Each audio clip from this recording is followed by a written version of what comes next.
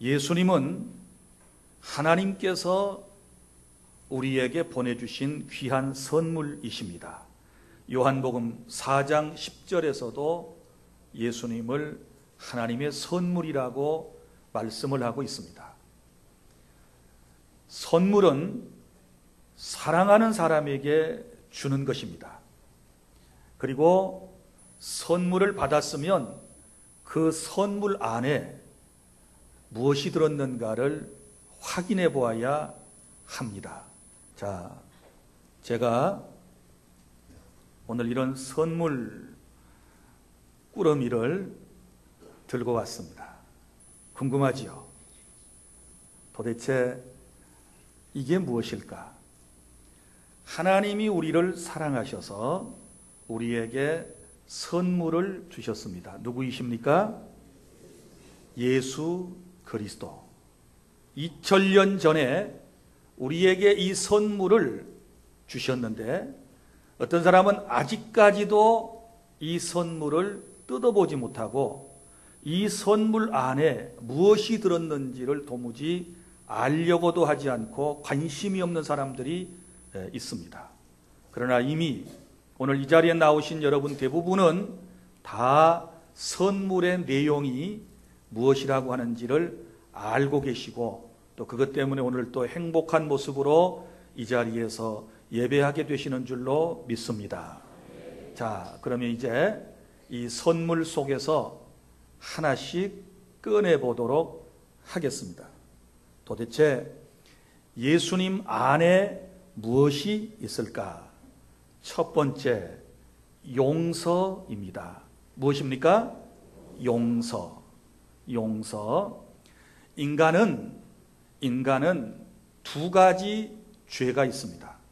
하나는 우리의 조상인 아담과 하와가 에덴 동산에서 하나님께서 먹지 말라고 금하신 선악을 알게 하는 나무의 열매를 따 먹음으로써 죄를 지었습니다. 그리고 그 죄를 유전적으로 혈통적으로 우리에게 물려주게 되었습니다. 그 죄를 원죄라고 그럽니다. 그래서 인간은 태어날 때부터 누구든지 원죄라고 하는 죄가 있고 또 원죄를 가지고 세상에 태어난 사람은 자기 스스로 또 죄를 짓습니다. 스스로 죄를 짓는다고 그래서 이것을 자범죄라고 말합니다. 자, 인간이 죄를 지었습니다. 죄 지은 결과 어떻게 되었을까요?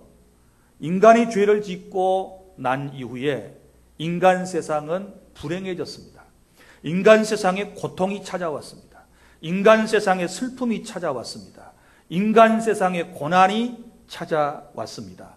그리고 마지막으로는 죄 싹선 사망이라고 주님이 선언하신 대로 인간은 죄를 지었기 때문에 결국은 죽게 됩니다. 그런데 마음속에 죄를 품고 있는 인간은 항상 불안합니다. 용서를 받지 못하면 늘 마음이 불안하고 두려움으로 가득 차 있습니다. 또는 죄책감에 시달리기 때문에 얼굴에 기쁨이라는 것을 찾아보기가 매우 힘들지요. 여러분 그렇지 않습니까? 우리도 잘못을 하고 죄를 지으면 어때요? 마음이 불안하고 우리의 마음속에 기쁨이라고 하는 것은 다 사라져버리는 것을 여러분들이 경험하셨으리라고 생각을 합니다. 자, 그런데 요 마음속에 있는 죄책감과 두려움, 이것을 인간이 해결받아야 되는데, 용서를 받아야 되는데, 이 용서를 받기 전까지는 다시 말씀드리지만 인간에게 참된 행복, 자유 이런 것을 찾을 수가 없게 되는 것이죠. 그래서 하나님께서는 우리를 사랑하셔서 그 죄에 대한 용서를 허락하시고 용서받은 그 기쁨을 가지고 세상을 살아갈 수 있도록 하나님께서 우리에게 은혜를 베풀어 주셨음을 믿으시기를 바랍니다. 자, 하나님께서 우리에게 허락하실 용서는, 또 이미 허락하신 용서는 즉각적이고요. 그리고 완전하고 대가성이 전혀 없습니다. 누구든지 예수님을 믿음으로 선물로 받은 사람은 다 용서함을 경험하도록 하나님께서 복을 내려주셨음을 믿으시기를 바랍니다. 자, 그런데요, 사람이 죄 용서함을 받지 않게 되면 엄청난 비극이 찾아옵니다. 잘 들으세요. 인간이 죄를 짓고 난 다음에 그 죄를 용서받지 못하면 어떤 일이 생기는가 하면 현실에서 죄의 대가를 치르게 돼요. 죄의 싹선 사망이라고 그랬잖아요. 반드시 죄는 드러나도록 되어 있고 그 죄 때문에 대부분의 인간들이 현세에 살면서 고통을 받게 돼요. 그리고 또 하나, 자기 자신뿐만 아니라 후대에 태어나는 후손들도 부모의 죄에 영향을 받게 되고 그 고통 가운데서 살 수 있어요. 그리고 더 중요한 것은 만약에 내가 살아있는 동안에 내가 지은 원죄와 자범죄를 용서받지 못하면 어떤 일이 생기는가? 하나님의 심판을 받아요. 미래에 영원한 불심판을 받아서 지옥의 형벌을 받게 되는 것입니다. 그렇기 때문에 우리에게 가장 중요한 것은 뭐냐 그러면 인간에게 불행과 결국 죽음을 가져다 준 죄를 용서받는 것이 저와 여러분에게 가장 첫 번째 복이라고 하는 사실을 믿으시기를 바랍니다. 여름방학이 되어서 시골에 외갓집을 둔 도시에 사는 남매가 할머니 집을 찾았습니다. 시골 외갓집 할머니 댁에는 할머니가 너무 사랑하고 아끼는 오리가 한 마리 있었습니다. 할머니는 오리를 너무너무 좋아하셨습니다. 그런데 시골에 내려온 이 오빠와 여동생이 고무쇠총을 가지고 마당에서 뭔가를 열심히 맞히는 놀이를 하고 있었습니다. 오빠가 오리를 겨냥했습니다. 그리고 고무쇠총으로 오리를 겨냥하여 돌멩이를 넣고 쐈는데 어찌된 영문인지 오리가 맞아가지고 그 자리에서 죽어버렸습니다. 그래서 오빠와 여동생은 죽은 그 오리를 헛간에다가 건불더미 속에다가 아무도 모르게 가만 덮어두었습니다. 그리고 여동생에게 오빠가 이 얘기했습니다. 얘야, 절대로 이 얘기는 비밀이야. 아무에게도 하지 마라. 이렇게 얘기를 해주었습니다. 그런데 그날부터 오빠의 마음속에는 늘 할머니에 대한 미안함과 그리고 죄책감, 그리고 언젠가는 이 죄가 드러날 것이다. 언젠가는 내가 할머니의 오리를 죽인 것이 드러나게 될 거라고 하는 불안감 때문에 잠도 편히 잘 수가 없었고 얼굴은 밝지를 못했습니다. 그런데 더더구나 힘든 것은 이 여동생이 오빠를 괴롭혔습니다. 자기가 할 일을 늘 오빠에게 요구하는 것이었습니다. 오빠 숙제해줘. 숙제는 네가 해야지 왜 나한테 시켜? 그러면 이 여동생이 하는 말이 할머니한테 이럴 거야. 할머니한테 이럴 거야 라고 하면 이 한마디 때문에 아무 소리도 못하고 동생의 숙제를 해줘야 했습니다. 자, 청소를 하는 것도 자기가 여동생이 마땅히 해야 할 일을 오빠에게 늘 시키곤 합니다. 오빠는 못마땅했지만 하기 싫었지만 여동생이 자기 자신에 대한 약점을 알고 있기 때문에 그 오리를 죽인 비밀에 대하여 알고 있기 때문에 그는 순순히 동생이 시키는 대로 모든 것을 할 수밖에 없었습니다. 그러면서 하루하루 살아가는 것이 방학이 너무너무 힘들고 방학이 너무너무 괴롭고 외갓집에 왔다는 것이 너무너무 슬픈 이야기가 되고 말았습니다. 고민하다가 어느 날 이 오빠가 마음속에 결심을 했습니다. 할머니에게 이 사실을 말씀을 드리고 용서를 받아야지. 마음속에 굳게 결심을 하고 2층에 계시는 할머니에게 어느 날 용기를 내어서 올라갔습니다. 할머니에게 용서를 빌기 위해서 찾아가는 이 오빠의 다리는 후들거리기를 시작했고 가슴은 쿵쾅거리기를 시작했습니다. 과연 할머니가 사랑하는 그 오리를 죽였다는 얘기를 듣고 어떤 반응을 보이실까? 두려움이 가득 차 있었습니다. 그리고 할머니의 방을 똑똑똑 노크를 했습니다. 할머니가 손자가 왔다는 사실을 알고 반갑게 맞아주셨습니다. 아이고 내 강아지 어서 오너라. 그리고 할머니가 반겨주셨는데 그렇게 할머니가 기쁜 얼굴로 반겨주심에도 불구하고 할머니의 오리를 죽인 이 오빠의 마음은 기쁘지 않았습니다. 그래서 조심조심 할머니 곁에 다가갔습니다. 할머니가 너 왜 그러니 하고 물었습니다.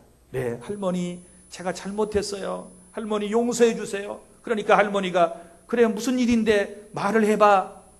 드디어 어려운 입을 떼어서 그간에 있었던 이야기를 오빠가 이 얘기를 시작했습니다. 할머니 용서해 주세요.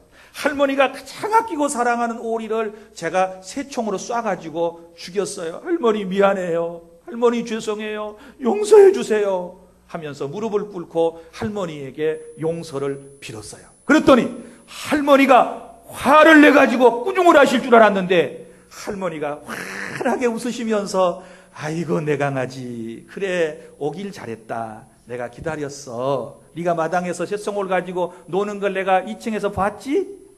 네가 새총을 가지고 내가 사랑하는 오리를 쏴 죽여가지고 그걸 들고서 허겁지겁 저 헛가 안으로 뛰어들어간 걸 내가 다 봤어. 할머니는 다 알고 있었단다. 그래서 네가 잘못했다고 내게 찾아오기를 나는 기다리고 있었어. 사랑하는 내 강아지 걱정하지 마. 오리보다 내 강아지가 훨씬 더 이쁘지. 내 손자가 훨씬 더 이쁘지. 그러면서 할머니가 안아주시고 할머니가 뽀뽀까지 해주시면서 내가 다 용서한다고 말씀을 해주셨어요. 이 말을 듣고 난 오빠는 너무너무 마음이 행복했어요. 이제는 내려올 때 발걸음이 너무 가벼웠어요. 어떻게 내려왔는지도 모르겠어요. 너무너무 마음이 기쁘니까 얼굴이 환하게 밝아졌어요. 동생이 있는 방으로 갔어요. 동생은 그 사실을 모르고 또 오빠에게 뭔가를 시키려고 그럽니다. 오빠 숙제해줘. 이제는 오빠의 표정이 달라졌습니다. 안 돼! 숙제는 네가 해야지. 왜 오빠한테 시키는 거야? 그러니까 이 여우 같은 여동생이 오빠 이럴 거야. 오빠 말할 거야. 그러나 이제 할머니에게 용서를 받은 이 오빠는 두려울 것이 없었습니다. 그래! 이럴 테면 일러봐. 나는 걱정이 없어. 나는 두려움이 없어. 그렇게 얘기하고 더 이상 여동생의 종노릇을 하지 않았답니다. 사랑하는 여러분, 용서를 받으면 이렇게 마음이 기뻐요. 용서를 받으면 마음이 평안해져요. 그런데 용서를 체험하지 못하게 되면 늘 마음속에 죄책감과 두려움 때문에 인생이 너무너무 힘들게 살아가요. 우리 하나님께서는 그것을 아시고 먼저 예수 그리스도를 통하여 우리의 마음속에 용서를 주셨어요. 할렐루야. 우리의 모든 죄를 여러분이 고백하면 주님은 다 이미 용서하셨다는 사실을 믿으시기를 바랍니다. 어떤 죄를 지었든지 간에 하나님 제가 잘못했어요. 용서를 빕니다. 그러면 우리 주님께서는 사랑의 주님이시기 때문에 우리를 너무너무 사랑하시기 때문에 우리의 모든 죄를 용서해 주셨다는 사실을 믿으시기를 바랍니다. 그 다음에 두 번째 이 상자 속에서 우리가 또 한 가지 놀라운 것을 꺼낼 수 있어요. 자, 이게 무엇입니까? 행복과 능력입니다. 자, 용서는 과거의 죄를 용서받는 것입니다. 이제 행복과 능력은 현재의 삶을 의미하고 있는 것입니다. 자, 예수님께서 우리에게 선물로, 하나님께서 예수님을 통하여 우리에게 선물로 주신 것이 바로 행복이에요. 행복. 예수님을 믿으면 행복해져요. 할렐루야. 그런데 예수님을 믿기 전에 우리 인생의 모습에 대하여 신약성경 에베소서 2장 1절부터 10절에 말씀을 하고 있는데 그 내용을 요약해드리면 어떤 내용인고 하면 예수님을 믿기 전에는 다 인간이 죄를 짓고 살았대요. 그런데 특별히 공중의 권세 잡은 자, 악한 영, 마귀의 종노릇을 하면서 세상을 살았어요. 자, 보세요. 아까 오빠의 약점을 알고 있던 여동생이 오빠를 부려먹은 것처럼 사탄은 우리들의 약점을 알아요. 악한 영들은 우리의 약점을 너무 잘 알고 있기 때문에 우리를 종처럼 부려먹었어요.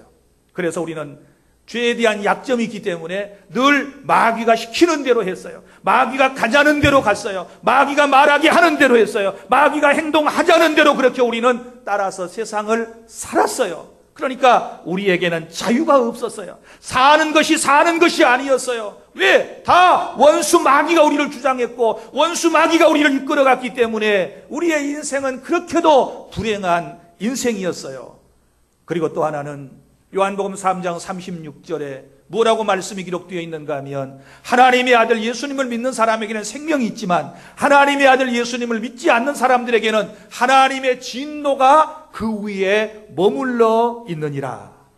예수님을 안 믿었을 때는 하나님의 진노가 머리 위에 머물러 있어가지고 언제 이것이 떨어질 줄 몰랐어요. 언제 이 진노가, 언제 이 벌이 쏟아질 줄을 몰랐는데 이제 예수님을 믿고 난 다음에 우리의 삶은 놀라운 변화를 통하여 행복을 경험하는데, 첫째는 하나님의 자녀가 되는 행복을 허락하여 주셨습니다. 할렐루야. 요한복음 1장 12절에 영접하는 자 곧 그 이름을 믿는 자들에게는 하나님의 자녀가 되는 권세를 주셨으니. 할렐루야.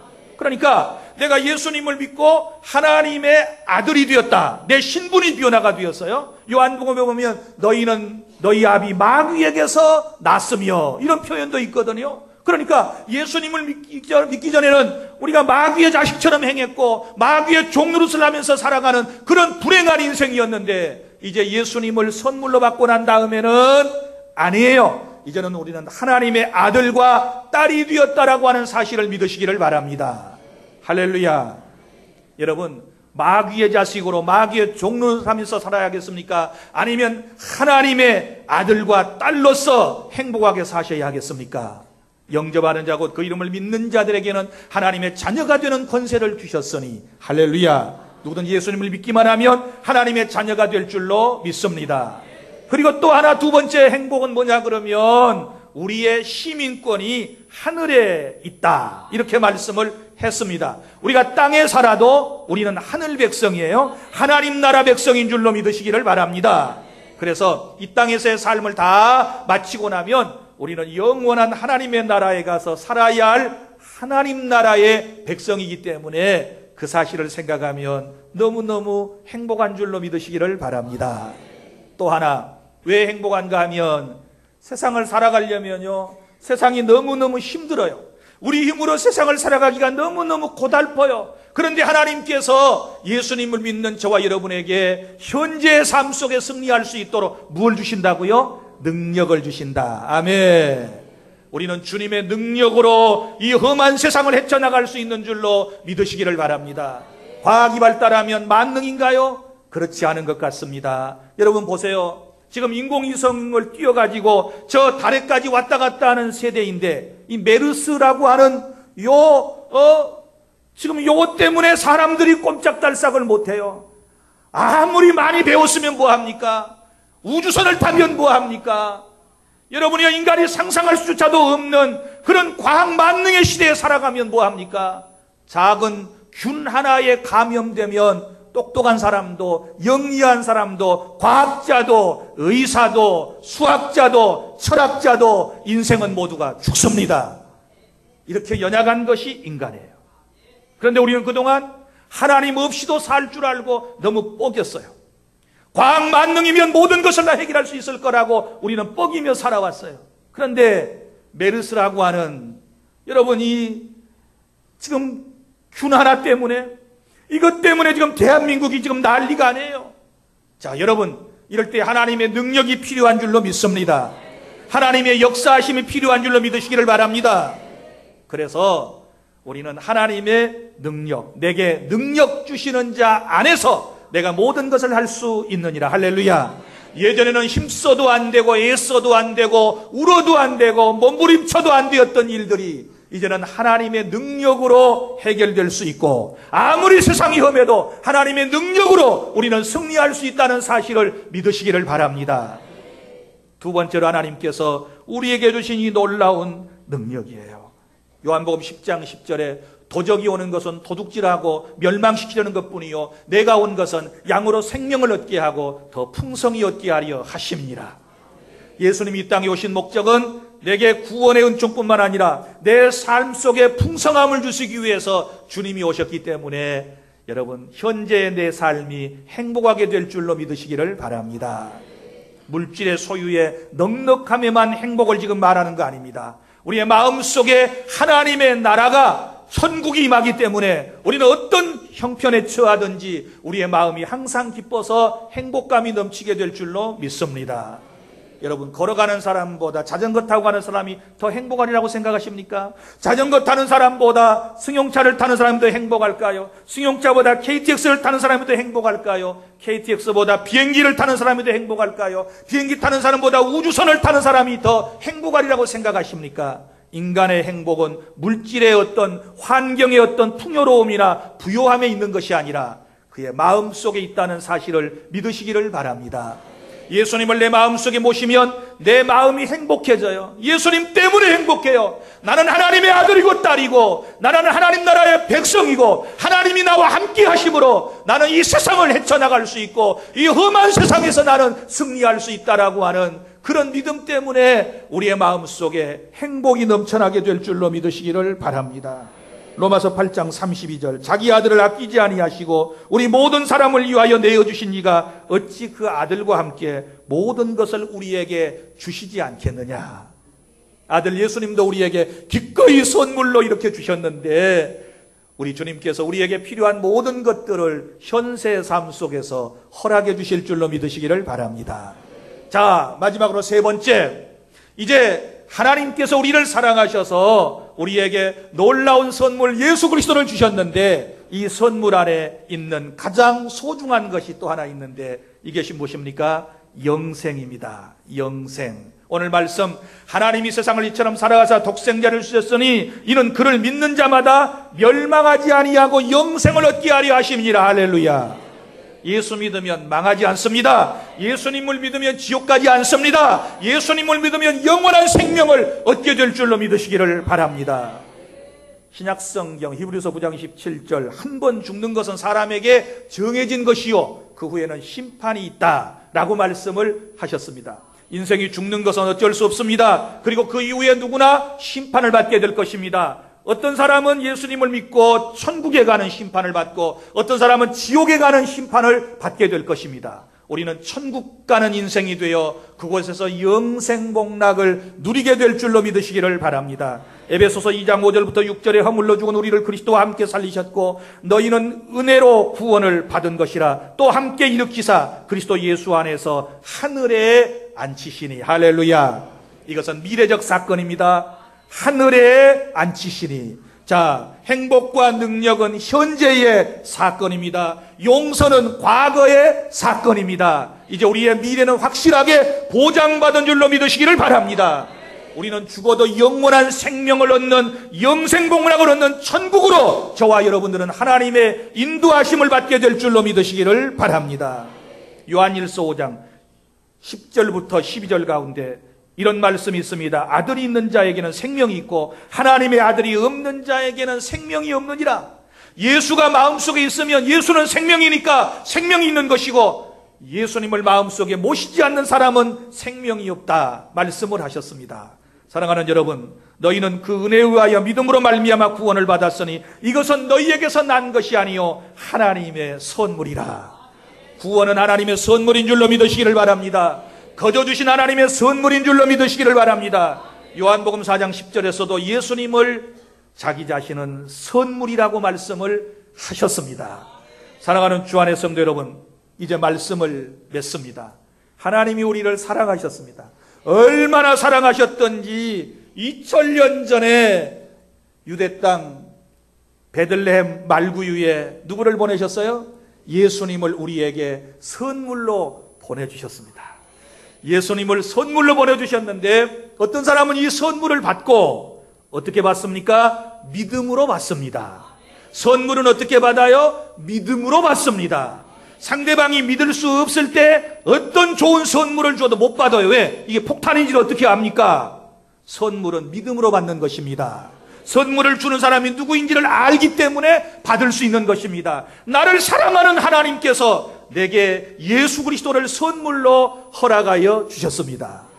그렇다면 이 선물 안에 세 가지를 우리가 빨리 확인을 해야 됩니다. 과거의 죄는 용서받습니다. 현재의 삶은 행복하고 능력 있는 삶이 됩니다. 그리고 저와 여러분은 영원한 생명을 미래에 보장받았다는 사실을 믿으시기를 바랍니다. 오늘 이 멋진 선물을 믿음으로 다 받아가시기를 바랍니다. 이미 받으신 분들은 행복하시기를 바랍니다. 이런 선물을 받고도 감사하지 못하고 살았다면 깨닫고 이제부터 내가 예수님을 선물로 받은 것이, 예수님을 믿는 것이 얼마나 큰 복이었던가를 다시 한번 깨달을 수 있기를 바랍니다. 자, 여러분, 이제 여러분들이 지금 간절히 바라고 원해야 할 것은 뭐냐 그러면 이런 마음입니다. 하나님, 저에게 이 귀한 선물을 주신 것을 감사합니다. 날마다 행복할 수 있는 은혜를 주세요.